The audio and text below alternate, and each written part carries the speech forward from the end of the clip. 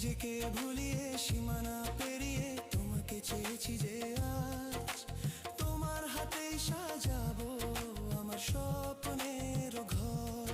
আমি তোমার প্রেমে পড়ে দুনিয়া ভুলে গেছি।